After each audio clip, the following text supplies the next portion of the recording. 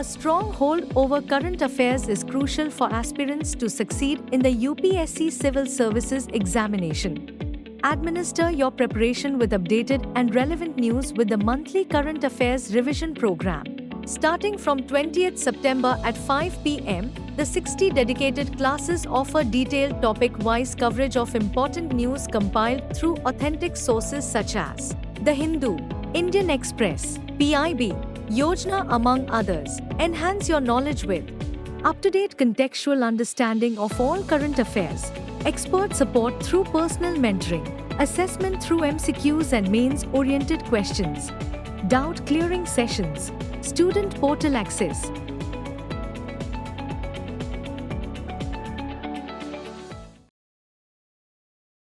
Hello and welcome to this edition of News Today. Without delay, let's have a look at the headlines first.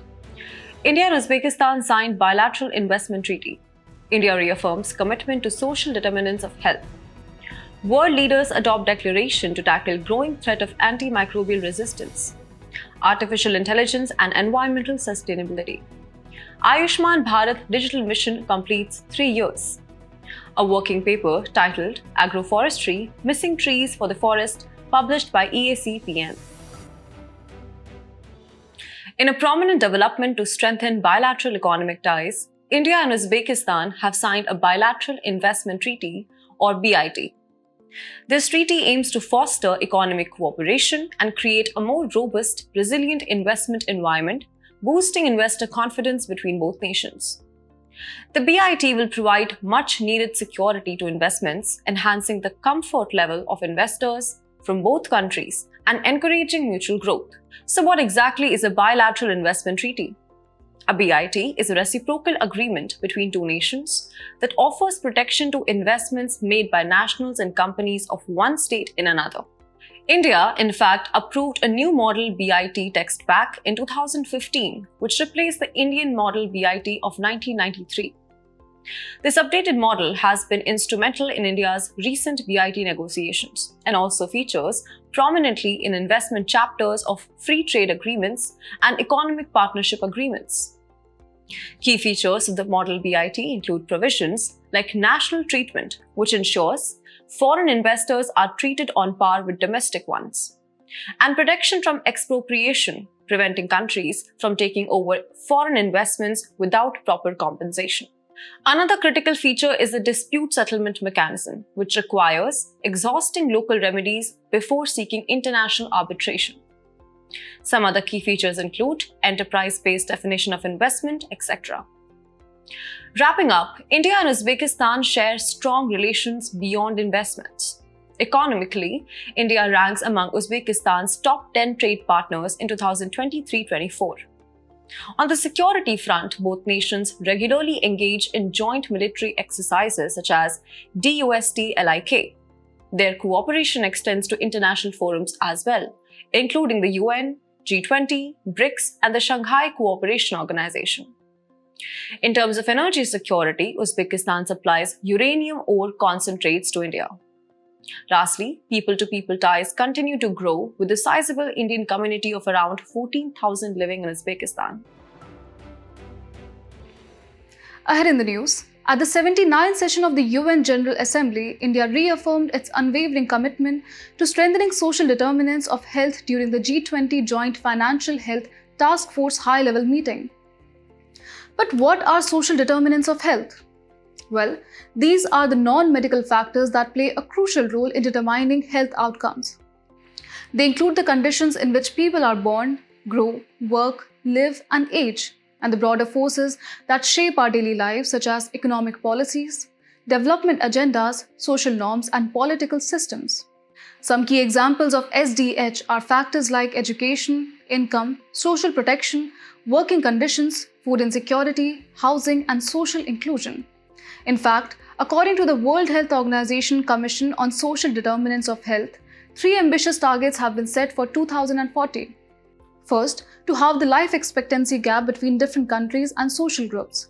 Next, to halve adult mortality rates in all nations. And lastly, to achieve a 90 to 95% reduction in child and maternal mortality globally.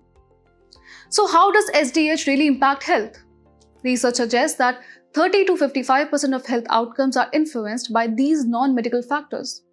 Additionally, it influences health inequities like unfair and unavoidable differences in health status seen within and between countries.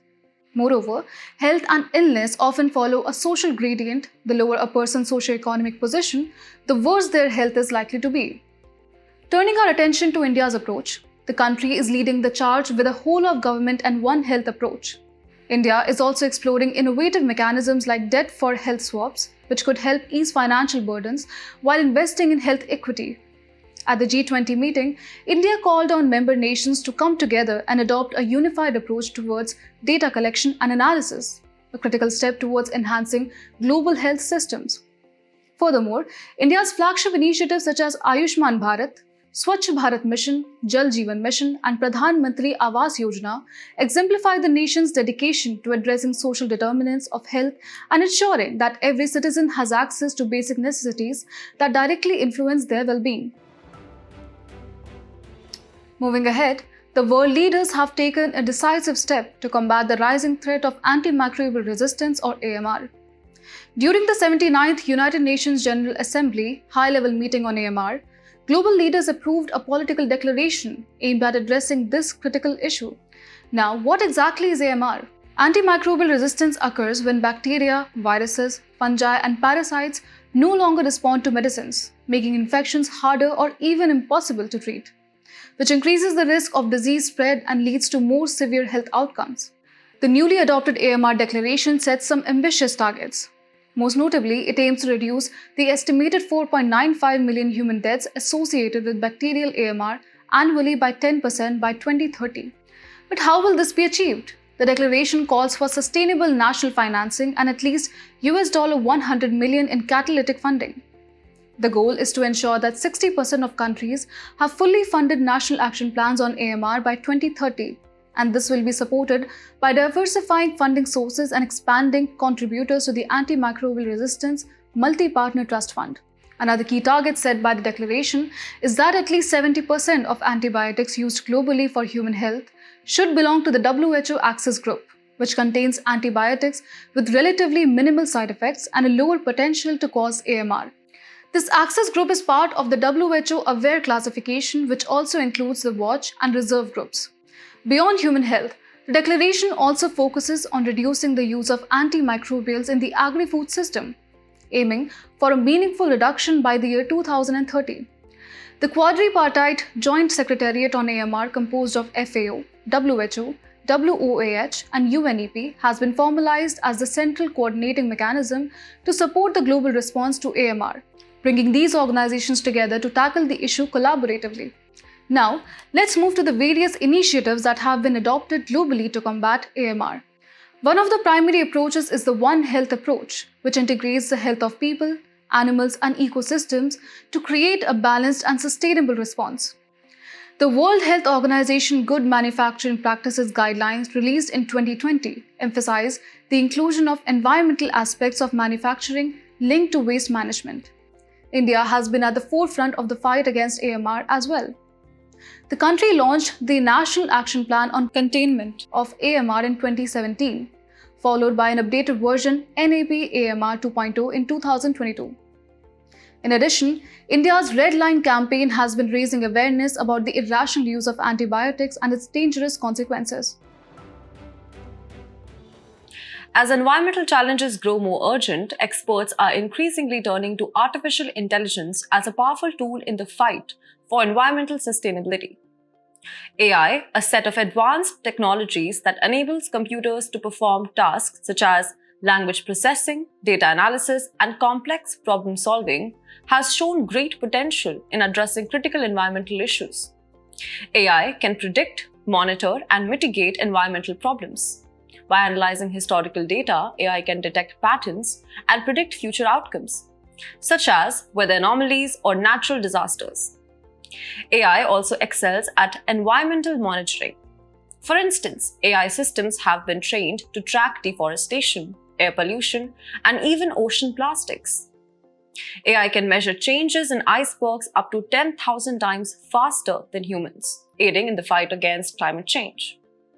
Notably, UNEP utilizes AI for air pollution tracking via Global Environment Monitoring System Air Pollution Monitoring Platform. In addition, AI is facilitating decarbonization efforts. It helps companies track, trace, and reduce their emissions by 20 to 30%. However, AI is not without its downsides. The technology requires significant power, with AI systems like ChatGPT consuming 10 times more electricity than a single Google search, as per the International Energy Agency. The data centers hosting AI also generate substantial e-waste, often containing hazardous substances like mercury and lead. Additionally, AI technologies consume large amounts of water and rely on rare minerals, many of which are mined unsustainably. To balance AI's potential with its environmental impact, the United Nations Environment Programme or UNEP has issued several recommendations. Countries should establish standardized procedures to measure AI's environmental footprint and encourage companies to green their data centers by transitioning to renewable energy sources. Governments can also develop regulations that require companies to disclose the environmental impact of their AI products. Tech companies, on the other hand, can make AI algorithms more energy efficient, recycle water, and reuse components to reduce waste and resource consumption. In a landmark achievement for India's healthcare sector, the Ayushman Bharat Digital Mission or ABDM has completed 3 successful years since its launch in 2021. This initiative, spearheaded by the Ministry of Health and Family Welfare, is a key pillar in transforming healthcare delivery through virtual integration. Aligned with the objectives of the National Health Policy 2017, ABDM utilizes digital public infrastructure to ensure seamless interoperability in digital health transactions, bringing together various stakeholders of the healthcare ecosystem onto a unified platform. At its core, the vision of ABDM is to create a national virtual health ecosystem that is accessible, affordable, inclusive, and safe, supporting universal health coverage for all citizens. It aims to bridge existing gaps in healthcare delivery through the use of cutting-edge digital highways. The mission, implemented by the National Health Authority, will run from 2021-22 to 2025-26. And some of its key features have already shown remarkable progress. One of the standout achievements is the creation of over 67 crore Ayushman Bharat Health Account IDs, which serve as a unique health identifiers for citizens to store and manage their medical records. Additionally, the Healthcare Professionals Registry has registered more than 4.7 lakh doctors and nurses, while over 3.3 lakh health facilities have been listed under the National Healthcare Providers Registry. Key initiatives under ABDM include Digital Health Incentive Scheme, which provides financial incentives to promote the adoption of virtual health practices, and the Microsites Initiative to encourage private sector involvement. The Scan and Share service, a QR code-based OPD registration system, has also streamlined hospital visits for millions. In a recent working paper titled Agroforestry, Missing Trees for the Forest, published by the Economic Advisory Council to the Prime Minister, the untapped potential of agroforestry in India has been brought to the light. Now, let's first understand what is agroforestry. It's a collective name of land use system where woody perennials like trees, shrubs, palms, and bamboo are deliberately integrated with crops and/or animals on the same piece of land. However, despite its potential, only 17% of India's total agricultural land is currently under agroforestry, which is significantly lower than the global average of 43%. So why is agroforestry significant for India? To begin with, it has the potential to transform farmers' livelihoods. For instance, planting high-value trees like teak can substantially increase farmers' income. Additionally, agroforestry serves as a primary source of timber and other essential resources. It contributes 65% of small timber, provides 70 to 80% of wood for furniture and construction, and accounts for 60% of raw material for paper and pulp industries. Moreover, agroforestry can help improve soil organic carbon content, enhancing crop yields, promoting carbon sequestration, and increasing water use efficiency. But despite these benefits, there are several challenges to the widespread adoption of agroforestry in India. For one, the conservation-first policy approach has discouraged or even prohibited tree felling, which has led to declining timber production. Policies like the National Forest Policy of 1988 and landmark cases like the Godavarman case 1996 have restricted tree felling, causing a fourfold increase in timber imports between 1996 and 2022, according to the FAO. Additionally, the complex procedures required to obtain felling and transit permits further discourage farmers from adopting agroforestry. The National Transit Pass system, which is meant to simplify the transportation of timber, bamboo, and other forest products, remains underutilized. This has led to a situation where India now imports $2.7 billion worth of timber as per the ITTO 2023 report. So, what are the recommendations to address these issues? One key suggestion is the deregulation of high-value native timber species such as teak, Tectona grandis, gurjan, and mirantai. Another recommendation is to prioritize ownership of trees over ownership of land, which can reduce the burden of providing land ownership. In this regard, tools like TGRAM or Timber Traceability Tool can be of great help. Finally, the paper calls for a centralized system for transit and felling permits, ideally through a single window system to streamline the process and encourage more farmers to adopt agroforestry practices. In today's Place in News, we will talk about Trinidad and Tobago with its capital, Port of Spain. It is in news as Trinidad and Tobago has become the first country in the Caribbean region to adopt India's Unified Payments Interface platform. Talking about its political features, it is an island country of the Southeast and West Indies in the Atlantic Ocean. Moreover, it lies close to the continent of South America, northeast of Venezuela, and northwest of Guyana. If we talk about its geographical features, then its mountain ranges include the Northern Range, a continuation of the coastal ranges of the Andes Mountains in Venezuela.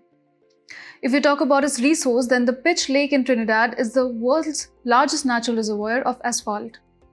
Its highest point is Mount Eripo, and its major rivers include Ottawa and Caroni. As we wrap up today's main news, let's have a look at some quick updates.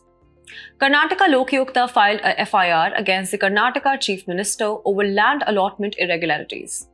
Lokayukta is an anti-corruption ombudsman organization at state level in India. It is established under the Lokpal and Lokayuktas Act 2013 through enactment of a law by the state legislature. India, Brazil and South Africa Forum foreign ministers declared a united front against global terrorism. The declaration called for stringent actions against groups listed by the UN, including notorious organizations such as Al-Qaeda. Indian External Affairs Minister participated in the first ever joint ministerial meeting of the Committee of 10 Group and L.69 groupings. L69 is a grouping that includes countries from Africa, Latin America, Caribbean, Pacific Island states, and Asia. India is also a member. Union Minister Food and Public Distribution highlighted that India has become the world's third largest producer and consumer of ethanol. US is the largest producer, followed by Brazil. Ethanol is a colorless liquid with a characteristic odor formed primarily with fermentation of sugars. Goods and Services Tax Council has set up a group of ministers to decide on the taxation of luxury, sin and demerit goods, once the compensation cess ends in March 2026.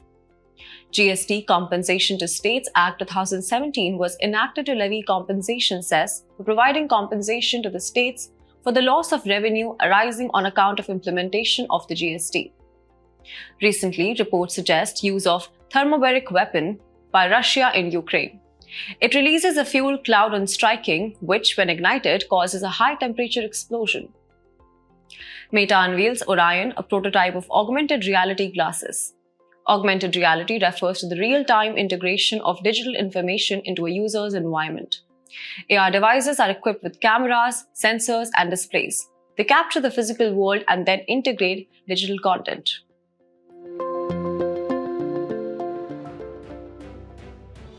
Before we sign off, let's challenge your understanding in today's installment of Test Your Knowledge.